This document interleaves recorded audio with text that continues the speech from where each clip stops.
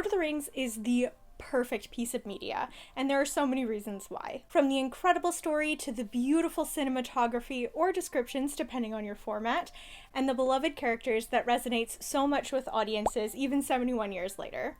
Happy birthday, the Fellowship of the Ring. And what makes these characters, particularly the members of the Fellowship, so loved is that they exemplify healthy social characteristics. They embody healthy masculinity. Before we get started, I want to say a quick hello and welcome all. This is Eclectic Kelpie, where we dive into the treasure trove of fantastical media, and if you like character psychology and fantastical media reviews, then consider throwing that subscribe button into the fires of Mount Doom to join us on all of our adventures. Now, we all know the phrase toxic masculinity, or within the reference that we're using today is the exemplification of the orcs.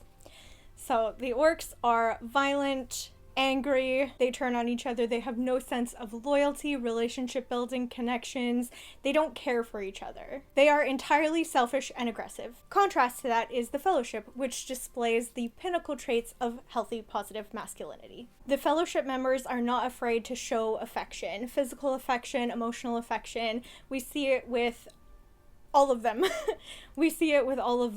But particular instances, we see it with Frodo giving Sam a forehead kiss to say goodbye. We see it with Aragorn saying goodbye to Boromir, giving him a kiss on the forehead as he's dying. They hug. They dance together.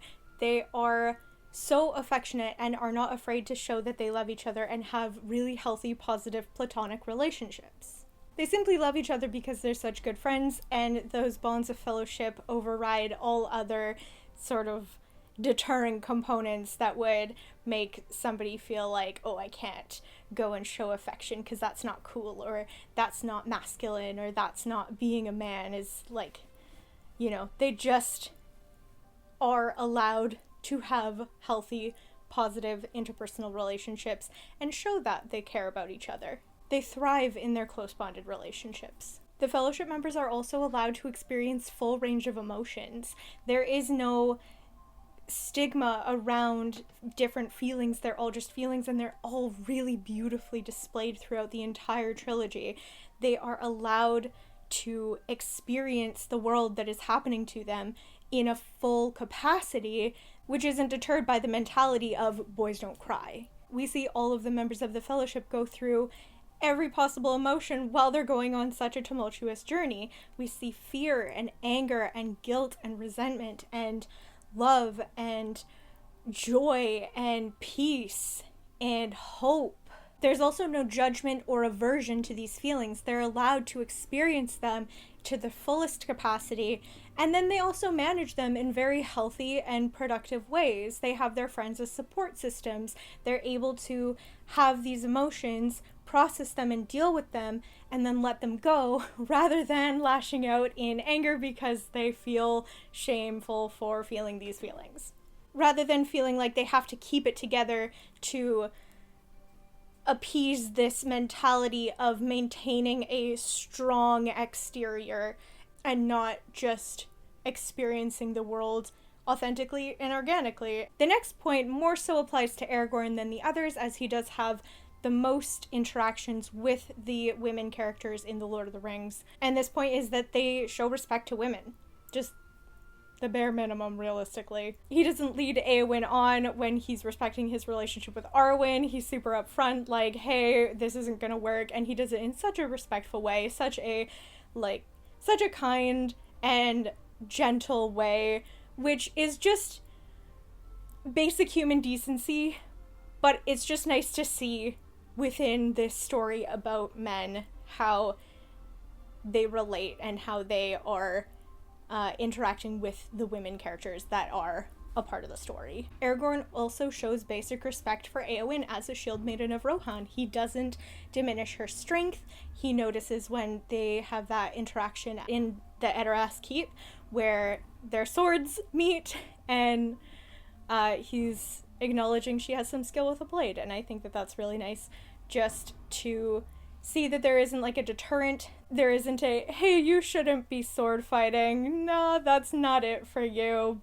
But where other characters do tell her that she has to stay with the women and children, we see particularly this Fellowship member, is supportive of Éowyn being a badass, and we love to see that. And finally, we also see when the Fellowship is in Lothlorien, they don't question the authority of Galadriel. They just acknowledge her as the authority in that place, and they just go with it. Her husband is standing right beside her, but he's not the ruler of Lothlorien. She is, and so they respect her as such. Again, this is kind of like the bare minimum, but I do want to acknowledge that this story was written in the 1940s, published in the 1950s, and yes, it is the bare minimum of respect, but it's really beautiful to see that it was included.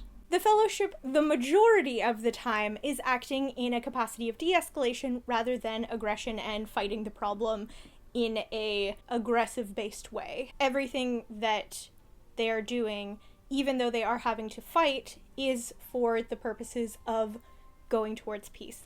Tolkien wrote, "If more of us valued food, cheer, and song instead of hoarding gold, it would be a merrier world."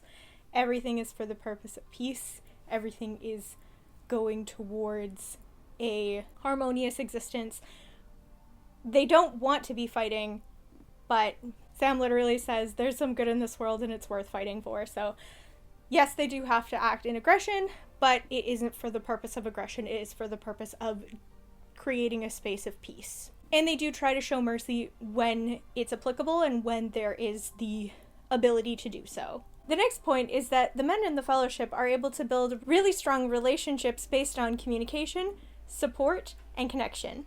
Frodo and Sam use each other as support systems like exponentially through the entire trilogy. Frodo even says Frodo wouldn't have gotten far without Sam, and Sam is constantly trying to uplift Frodo. They are there to be the support system, and it's done in such a soft, caring way rather than a pull up your bootstraps and get over it and just get this done, and who cares about how you're feeling? This is all about the mission. It's actually filled with compassion and care for one another, and not just about, oh, we have to get this mission done. Like, yes, there is a timeline and there is a need to go and get this done so that they can save the world and stop the war and destroy the ring, but they care about each other as people more so than they're worried about getting the mission. Merry and Pippin look after each other. Literally, Pippin at the end of Return of the King, when Merry's lying close to the Oliphant because he got hurt during the battle, Pippin comes in and he's like really gently trying to take care of his friend and really concerned about his well-being. And also when they're talking with the Entmoot and Merry's getting really escalated, Pippin is trying to help him regulate his emotions and being supportive and, hey, we still have the Shire, everything's gonna be okay. And yes, there's a little bit of naivety to Pippin in that moment of, you know, the grander scheme of the world's coming to an end, but he is trying to be a support system to his friend. He is trying to uplift his friend and help him see that things will work out okay and that it's okay to feel his feelings, but he's also being given that support system to ground himself and be present in the moment. And then Aragorn, Legolas, and Gimli, of course, they're always supporting each other. They do it in more of a bro way, I guess, but in like a productive bro way where you know that they're still like emotionally supportive of each other and there to help uplift the others, but there also is a lot of humor in their relationship, and that speaks to their closeness as well,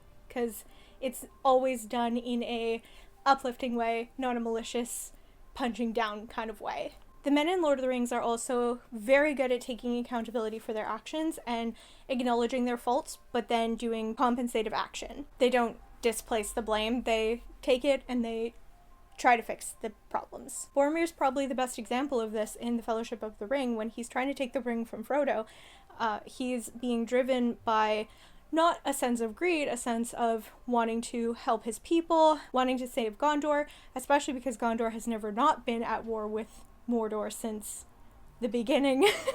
So, of course, his people have run out of stamina in terms of continuing battles, so he's coming from a place of, you know, not a place of greed, but from a place of care, but he still messes up. But then immediately after he messes up, he says he's sorry, he's trying to find Frodo to make it better. And then when he's on his deathbed, he is talking to Aragorn about how he failed and he's sorry, and he would have, you know, if he had more time, he would have made recompense for that. And his actions show that he does mean well.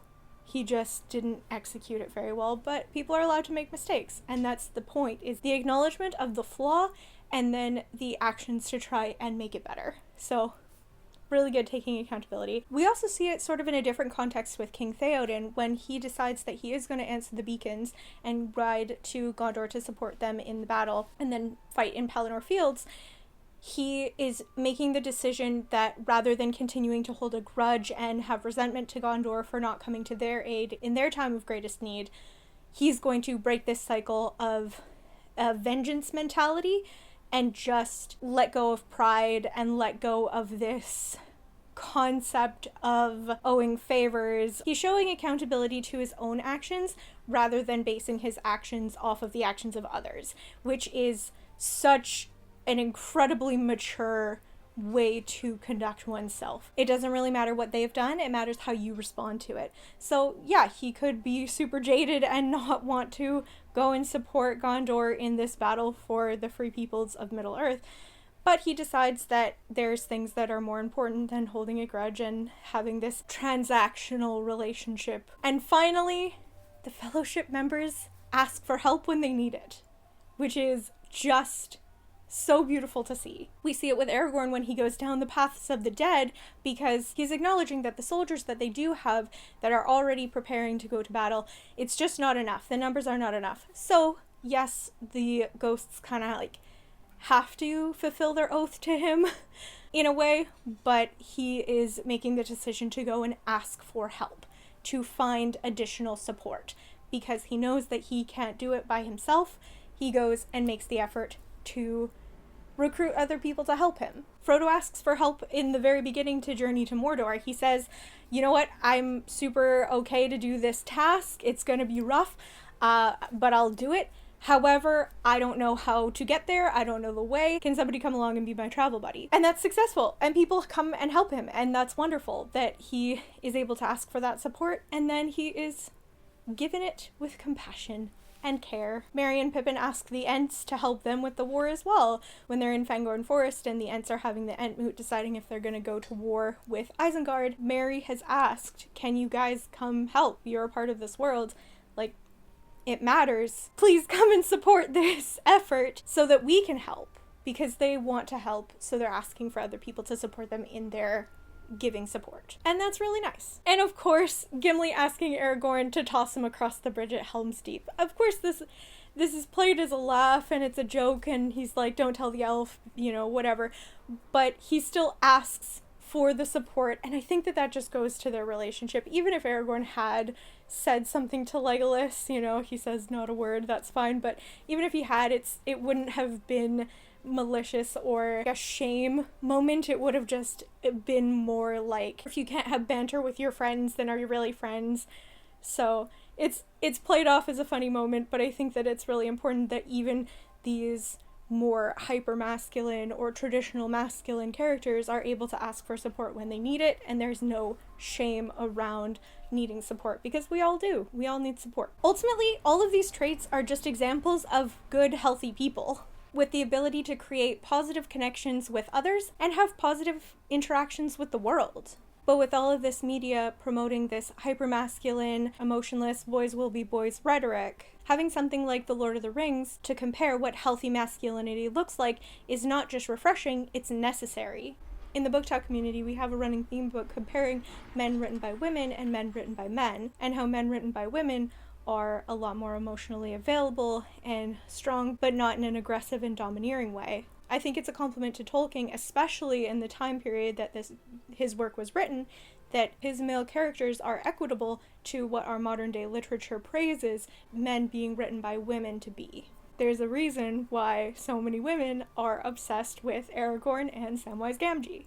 And with that, I hope you enjoyed this deep dive into some character psychology and trait presentation.